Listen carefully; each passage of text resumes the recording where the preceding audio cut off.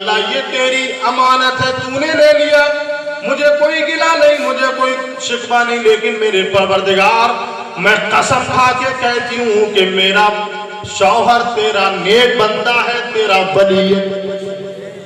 क्या कहा है इस औरत ने कि या अल्लाह मैं तेरी कसम खा के कहती हूँ कि मेरा शौहर तेरा वली है, नेक बंदा है। जैसे इतना सुना बादशाह ने तो बादशाह हैरत करने लगा, एकदम चौंका।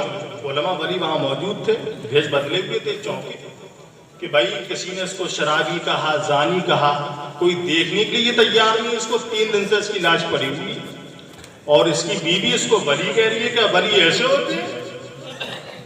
कहीं ऐसा तो नहीं है अपने शौहर के नाते इसकी तारीफ ही कर रही है? और ये आदमी की फितरत भी है, बाप कैसा भी हो, शराबी को ना हो, अल्लाह ना करे, बेटे से कह के देखो तेरा बाप शराबी है, तेरा बाप शराबी कहाँ गया, लड़ मरेगा वहीं पर। आदमी की फितरत है कैसा, अगर जिससे मोहब्बत है, चाहे उसके अंदर 1000 बुराइयां हो, लेकिन वो उसको अच्छा ही लगेगा। और जिस दिन होगी लड़ाई तो कुतुब मीनार भी बुरा लगेगा, ताजमहल भी बुरा लगेगा। ये आदमी की फितरत है। बादशाह आगे बढ़ा, बादशाह ने कहा खातून हमें बताओ आखिरकार तुमने इसको वली कैसे कह दिया? लोगों ने इसको जानी कहा है, लोगों ने इसको शराबी कहा, तुमने इसको जनाब वाला वली कैसे कह दिया? तो औरत कहने लगी कि दुनिया वालों ने मेरे शौहर के जाहिर को देखा मगर बातिन ना देखा, यानी ऊपर का देखा लेकिन अंदर से मेरा शौहर कैसा था ये नहीं देखा। बादशाह ने कहा कि जितनी भी जल्दी हो सके हमें बताओ क्या आखिरकार तुमने उसको वली कैसे किया? अब देखें वो औरत लंबी सांस लेकर के कहानी सुनाना शुरू कर देती। वो औरत कहने लगी बात ये कि मेरा शौहर गरीब था, मुफलिस था, मजदूर था, सुबह की नमाज पढ़ करके जनाए वाला घर से निकलता था मजदूरी के लिए, दिन भर मजदूरी करता, दोपहर में मेरा फाका होता, मेरे बच्चों के फाके होते, जैसे मेरा शौहर शाम को वापस आता सबसे पहले खाना बनता और जो भी मजदूरी का पैसा होता जनाबे वाला, यानी पहले खाना बनता, मैं खाती, मेरे बच्चे खाते, मेरा शौहर खाता, और जो भी मजदूरी का पैसा बचता उस पैसे को लेकर के मेरा शौहर एक शराब की भट्टी पे जाता, पैसा दे करके जनाबे वाला पूरा का पूरा मटका शराब का खरीद लेता, फिर उस शराब के मटके को अपने कांधे पे लाद करके दूर दराज जंगल में ले जाता। फिर देखता कि कोई मुझे देख तो नहीं रहा, जब कोई नहीं देखता होता तो जनाब वाला मेरा शौहर पूरा शराब का मटका किसी गंदी नाली में फेंक देता था, किसी गंदे नाले में फेंक देता था, और घर पे आकर के वुजू करके 2 रकात नमाज पढ़ता और रब की बारगाह में अपने दोनों हाथों को उठा के कहता मेरे परवरदिगार तेरा लाख लाख शुक्र एहसान है कि मैंने आज तेरे बंदों को 4-5 बंदों को शराब पीने से बचा लिया।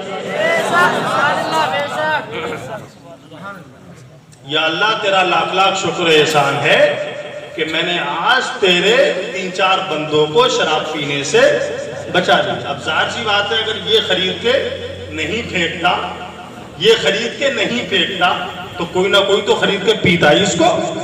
अल्लाह अकबर। जब बात यहाँ पर पहुंची तो बादशाह दहल जाता है, उलमा दहल जाते हैं, औलिया दहल जाती है जितने भी खड़े होते हैं। और वो औरत कहने लगी मेरे शौहर का एक दिन का मामूल ये था, दूसरे दिन का मामूल ये था कि मेरा शौहर हस्बे मामूल घर से निकलता था, दिन भर मजदूरी करता, दिन भर जनाब वाला मेरा फाका होता, मेरे बच्चों के फाके होते, शाम को मेरा शौहर जब वापस आता तो सबसे पहले खाना बनता, मैं खाती, मेरे बच्चे खाते, मेरा शौहर खाता जीने के मुआफिक, और फिर जो भी पैसा मजदूरी का बचता उस पैसे को लेकर के मेरा शौहर एक बस्ती में जाता, उस बस्ती के अंदर एक औरत है जो पैसा लेकर के अपने जिस्म को बेचती है, जो पैसा लेकर के गुनाह कराती है, मेरा शौहर उसके पास जाकर के उसकी पूरी रात खरीद लेता था।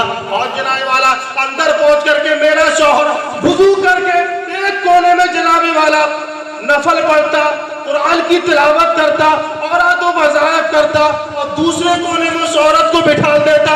जैसी सुबह होती थी मेरा शौहर निकल के घर पे वापस आता, वुजू करके फिर से 2 रकात नमाज पढ़ता और रब की बारगाह में कहता या अल्लाह तेरा लाख लाख शुक्र एहसान है कि मैंने आज तेरे बंदों को उस औरत के पास जाकर के गुनाह करने से बचा लिया।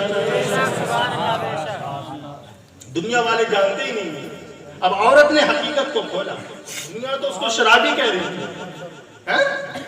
दुनिया तो उसको जनाब वाला बदकार कह रही थी, जानी कह रही थी। अब हकीकत सामने आई तो ये बीवी कहने लगी कि मेरा शौहर ये सब करता था, लेकिन मैं अपने शौहर से कहती थी, ए मेरे शौहर, ये दुनिया बड़ी जालिम है। जब तुम उस शराब की भट्टी तक जाते हो सब देखते हैं, शराब खरीदते हो सब देखते हैं, शराब का मटका अपने कांधे पर लाते हो सब देखते हैं, शराब को लेकर के जाते हो सब देखते हैं, लेकिन शराब का मटका जब तुम फेंकते हो, शराब को किसी गंदी नाली में फेंकते हो, कोई नहीं देखता है। लोग तो ये कहेंगे कि पीता होगा, लोग तो ये कहेंगे कि शराबी है। यही वजह है मेरे शौहर। इसी तरीके से जब तुम उस औरत के घर पे जाते हो सब देखते हैं, निकलते हो सब देखते हैं, लेकिन अंदर क्या करते हो कोई नहीं देखता। लोग तो यही कहेंगे कि जिना करता होगा, लोग तो यही कहेंगे कि बदकारी करता होगा। मेरे शौहर, जब तुम्हारा इंतकाल होगा ये दुनिया वाले तुमको गुस्ल नहीं देंगे, कफन नहीं देंगे, तुम्हारी नमाज़े जनाजा नहीं पढ़ेंगे, तुमको दफन नहीं करेंगे। तो मेरा शौहर मुझसे मुस्कुरा के कहता था, मेरी बीवी कान खोल करके सुन ले, ये दुनिया वाले मेरी नमाज़े जनाजा पढ़े ना पढ़े, गुस्ल दे या ना दे, कसम खुदा की तू देख लेना, मेरी नमाज़े जनाजा बादशाह पढ़ेगा, आलिम पढ़ेंगे, वली पढ़ेंगे।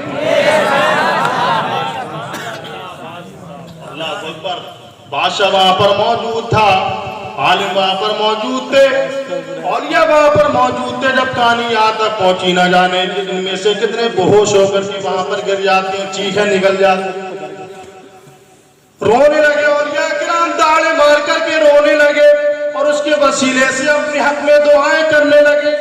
अल्लाह अकबर। बादशाह आगे बढ़ा, बादशाह ने अपना भेष यानी जो बदला हुआ था और आगे बढ़ करके कहा कि बीबी तुमने मुझे पहचाना नहीं, मुझे पहचानो, मैं बादशाह हूँ, ये वली है, ये आलिम है, और हम भी गवाही देते हैं कि तेरा शौहर अल्लाह का नेक बंदा है, उसका सच्चा वली।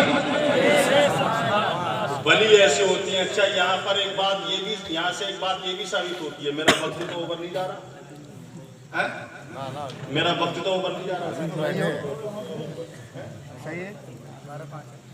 अच्छा, यहाँ पर एक बात ये भी साबित हो रही है कि कभी जल्दी से आदमी का जाहिर देख करके फैसला मत करो, ना जाने अंदर से कैसा।